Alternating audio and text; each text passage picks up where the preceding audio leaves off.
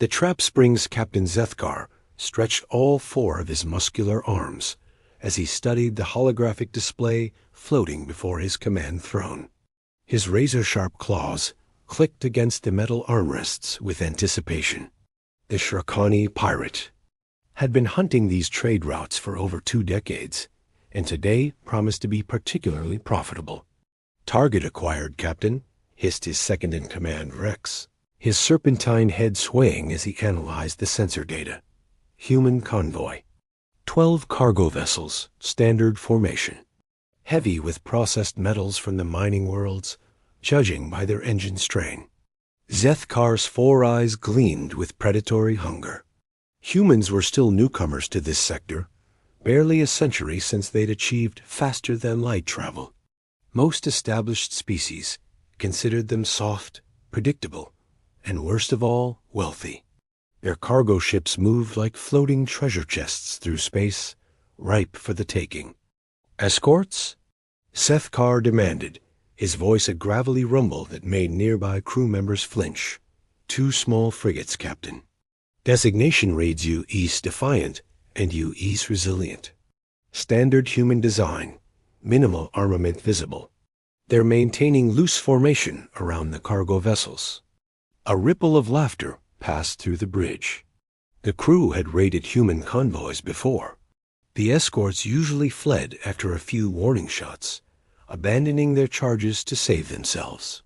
Humans talked big about honor and duty, but when faced with overwhelming force, they scattered like frightened younglings. "Signal the fleet," Zethkar ordered, settling deeper into his throne. "Full attack formation. We take them fast and clean." 8 massive pirate vessels dropped out of hyperspace in perfect synchronization. Each ship bristled with weapons that could crack a moon in half. The Shrakani had learned warfare in the crucible of their homeworld's endless conflicts, and their ships reflected that brutal heritage. Armor plating thick enough to deflect planetary bombardment, weapon systems that could melt asteroids, and crews trained from birth to take what they wanted by force. Aboard the human escort U.E. Defiant, Commander Sarah Chun watched the pirate fleet materialize on her screens with calm brown eyes. Her fingers drummed once against her command chair's armrest before falling still. Around her, the bridge crew worked with quiet efficiency, their movements precise and unhurried. 8 heavy raiders, Shrakani configuration, reported Lieutenant Marcus Rodriguez from the tactical station. Standard attack formation. They're powering weapons, but haven't achieved target lock yet. "Signal from the lead pirate vessel," announced Communications Officer Kim Park. "They're demanding we stand down and prepare to be boarded." Chun smiled, and somehow that expression was more unsettling than any snarl. "Open a channel." The main screen flickered to life, revealing Zethkar's imposing form. His 4 arms were spread wide in a gesture of dominance, claws extended. Behind him, his bridge crew postured and snarled, putting on their usual intimidation. Display. Human vessel. Zethkar's voice boomed through the speakers. "You are vastly outnumbered and outgunned. Surrender your cargo, and we may allow you to depart with your lives. Resist, and we will scatter your atoms across the void." Chun leaned forward slightly, her expression never changing. "This is Commander Sarah Chun of the United Earthship Defiant. I'm afraid I can't do that, Captain. These supplies are bound for the Kepler-7 colony. Medical supplies, actually. People will die without them." More laughter erupted from the pirate bridge. Zethkar's mandibles clicked in amusement. How noble. How utterly pointless. You have 2 small escorts against 8 battle cruisers. Your mathematics are ... lacking. "You're absolutely right about the numbers," Chun agreed pleasantly. "Lieutenant Rodriguez, what's our missile count?" "0 missiles loaded, Commander," Rodriguez replied loudly enough for the pirates to hear. "We're running with standard patrol loadout only." This time, the laughter was so intense that several pirates had to hold on to their stations. One escort ship was apparently empty of missiles, probably minimal crew, certainly no match for their overwhelming firepower. "Last chance, human," Sethkar growled, though he was clearly enjoying himself. "Your people's reputation for stubbornness is well known, but surely even you aren't stupid enough to fight 8-1 odds." Chun's smile widened just a fraction. "Oh, Captain, I think you've made a fundamental error in your calculations." "And what might that be?" "You're not fighting two ships," Chun said softly. "You're fighting two human ships. That changes everything." Before Zethkar could respond, Shun cut the transmission. She turned to her crew, in the casual professionalism. On the bridge transformed into something far more focused and deadly. "Signal the Resilient. Execute Pattern Delta 7. Authorization Chun Alpha 9. "Pattern Delta 7 confirmed," Rodriguez replied, his fingers dancing across his console. "All systems green. Deploying in 30 seconds. On the pirate flagship, Zethkar stared at the blank screen for a moment before erupting in fury. "Arrogant mammals. Show them the price of defiance. All ships open fire." Space erupted in brilliant flashes as 8 pirate vessels unleashed their fury.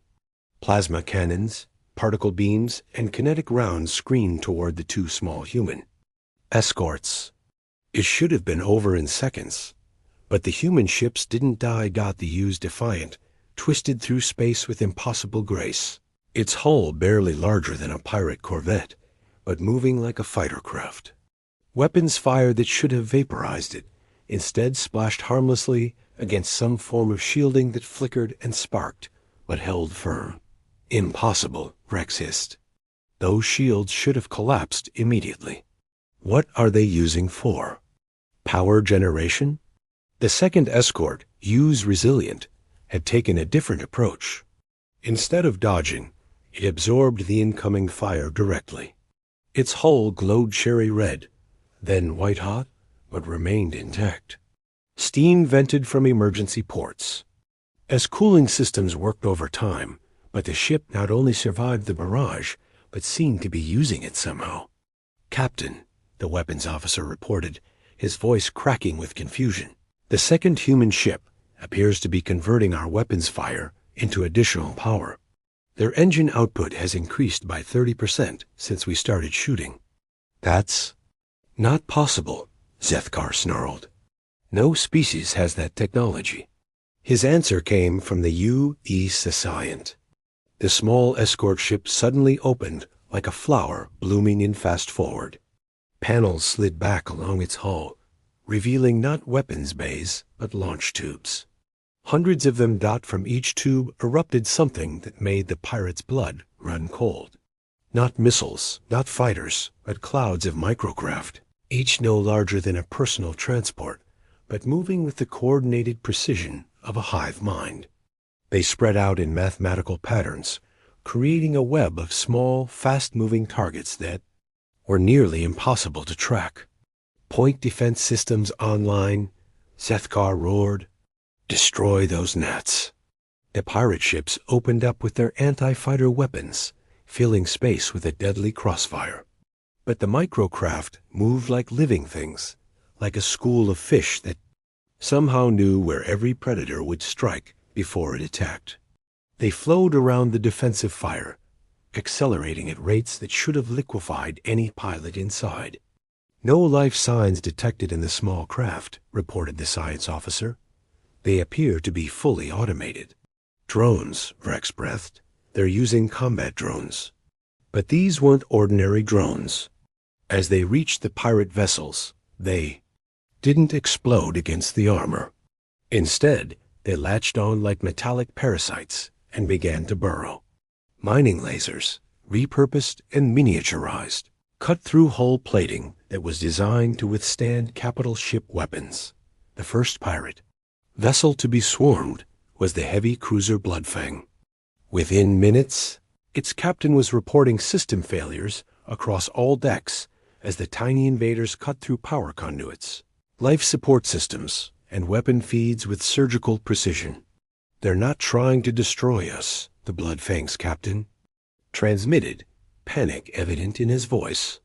"They're disabling us, ship by ship, system by system." Meanwhile, the U's Resilient had been busy with its own surprise. The superheated escort ship suddenly changed course, accelerating directly toward the pirate formation at impossible speed. Its hull was now glowing like a small star, radiating heat that made sensor readings go haywire. "It's going to ram us," someone screamed from the tactical station. But at the last moment, the Resilient twisted and fired. Not weapons in any conventional sense, but concentrated beams of pure thermal energy drawn from the absorbed weapon's fire. The superheated plasma lances cut through space like swords of light, slicing through pirate armor as if it were paper. 2 more pirate vessels went dark as their power cores overloaded, victim to weapons powered by their own aggression. Zethkar gripped his command throne with all 4 hands, claws digging grooves in the metal. This was impossible. Humans were supposed to be weak, new to space combat, easy prey. Instead, his fleet was being systematically dismantled by tactics he'd never seen before. "Captain," Vrex reported, his voice tight with fear, "we've lost 4 ships. The drones have completely disabled 2 more, and the Razorclaw is reporting cascade failures in their reactor core." "How?" Zethkar demanded. "How are they doing this?" His answer came from an unexpected source. The communication system crackled to life, and Commander Chan's voice filled the bridge. Somehow, the human had managed to patch into their secured channels. "Captain Zethkar," she said, her tone still pleasant and conversational, "I thought you might be curious about what you're facing. Those microdrones were originally designed for asteroid mining. Turns out, when you scale them down and give them combat programming, they're quite effective at precision surgery on starship hulls." "And the thermal weapons?" Zethkar found himself asking despite his fury. "Emergency heat dissipation system, actually. We humans have a saying, if you can't stand the heat, stay out of the kitchen. Your weapons fire just gave us the energy. We needed to cook you properly." On the tactical display, another pirate ship went dark. The drones had found its reactor and were systematically dismantling the containment systems. In 5 minutes, the vessel would either shut down completely or explode. The crew was already launching escape pods. "This is insane," Vrex whispered. "They're using mining equipment and emergency systems as weapons. What kind of species thinks like this?" Chun's voice carried clearly over the comm, as if she'd heard the question. "The kind that learns to adapt, Captain. We humans have a particular talent for making do with what we have. You might call it creative problem solving. We call it Tuesday." The Reckoning the pirate fleet, once a proud armada of 8 mighty vessels, now resembled a collection of floating scrap metal. Half the ships were completely disabled, their hulls perforated by thousands of microdrones that continued their surgical dismantling. The remaining vessels limped through space, their crews working frantically to seal breaches and restore power to critical systems. Captain Zethkar stared at his tactical display in disbelief. In less than 30 minutes, his overwhelming numerical advantage had become a liability. The human escorts continued their deadly dance around his crippled fleet, their movements coordinated with a precision that spoke of years of practice and tactical innovation. "Status report," he demanded through clenched mandibles. Vrex's serpentine head drooped with exhaustion and defeat. "The Bloodfang and Venom's Edge are completely dead in space. The Razorclaw's reactor is in emergency shutdown. The Bone Crusher lost all weapons when those drones severed their power feeds. We've lost over 60% of our combat effectiveness. And our own ship? Minimal damage so far, but the humans haven't focused on us yet. I suspect they're saving U.S. for last." As if summoned by his words, the U East Defiant appeared on their main viewer. The small escort had somehow maneuvered to within 500 meters of the flagship without triggering any proximity alarms. This close, they could see the elegant lines of human engineering, the subtle curves that somehow managed to be both beautiful and menacing. "Incoming transmission," reported the communications officer. "Put it through," Zethkar said wearily. Commander Chun appeared on the screen, but she wasn't alone. Standing beside her was another human, this one wearing the insignia of a lieutenant. Both looked remarkably calm for people who had just disabled 6 ships with a force 1/4 their size. "Captain Zethkar," Chun said, "I believe we need to talk. What more is there to say, human?" "You've made your point quite effectively." "Have I?" "Because from where I'm sitting, you still have 4 ships capable of limited combat. You could try to fight your way out, take your chances in hyperspace, maybe live to raid another day." Zethkar's 4 eyes narrowed. "You would let us go?" "That depends entirely on what you choose to do next. You see, Captain, this convoy isn't just carrying medical supplies to Kepler-7. We're also transporting something else. Something that changes the entire equation." The human lieutenant stepped forward, his expression serious. "My name is Marcus Rodriguez, and I represent the United Earth Colonial Defense Initiative. What you've witnessed today isn't experimental technology or a lucky break. This is our standard escort configuration for high-priority convoys." "Standard?" Vrex whispered, the word carrying implications that made the entire bridge crew shift nervously. Chun nodded.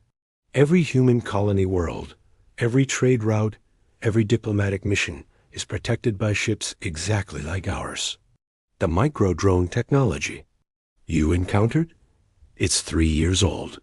The thermal redistribution system? We've been using variations of it for mining operations since before we achieved FTL travel." "But you're just 2 ships," Zethkar protested. "Even with your technology, you can't protect every human interest in the galaxy." Rodriguez smiled, and it wasn't a pleasant expression. "Captain, would you like to know how many human ships are currently in this sector?"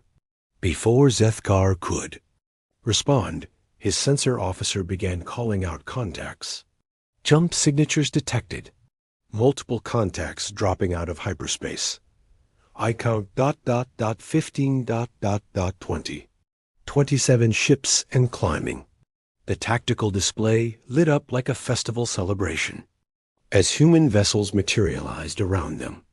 Not just escorts like the Defiant and Resilient, but massive cargo haulers that were shedding their outer hulls to reveal military-grade weapons systems. Sleek destroyers that had been running silent at the edge of sensor range. And something that made Zethkar's blood run cold.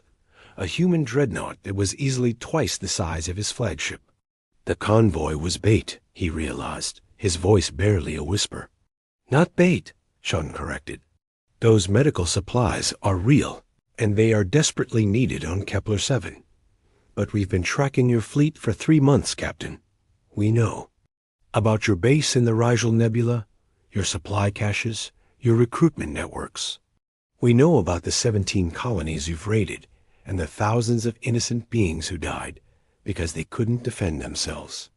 The communications system crackled to life again, but this time it wasn't Chun's voice. It was a chorus of voices, speaking in dozens of different languages, representing species from across the galaxy. "This is Admiral Tibjerix of the Andorian Defense Fleet. We stand with our human allies. Captain Seth of the Reptilian Trade Consortium. Our claws are sharp, but human ingenuity cuts deeper. Asterisk, Commander Vex High, speaking for the Crystalline Collective. We have learned much about justice from our human friends." One by one, alien vessels began appearing alongside the human fleet. Species of all kinds, united in their commitment to ending the piracy that had plagued this sector for decades. Zethkar slumped in his command chair, a fight draining out of him. "You've been planning this for months." "Years, actually," Rodriguez said. Humans have a saying: the best time to plant a tree was 20 years ago. The second best time is now. We've been planting seeds of cooperation and mutual defense throughout this sector since we first arrived. Today is harvest time. What happens now? Frex asked, his voice barely audible. Chun's expression softened slightly. That depends on you. The United Earth Colonial Defense Initiative, along with our allies, is prepared to offer you a choice. Surrender peacefully, submit to trial for your crimes, and accept rehabilitation. Some of your crew might even find honest work helping to repair the damage you've caused. And if we refuse?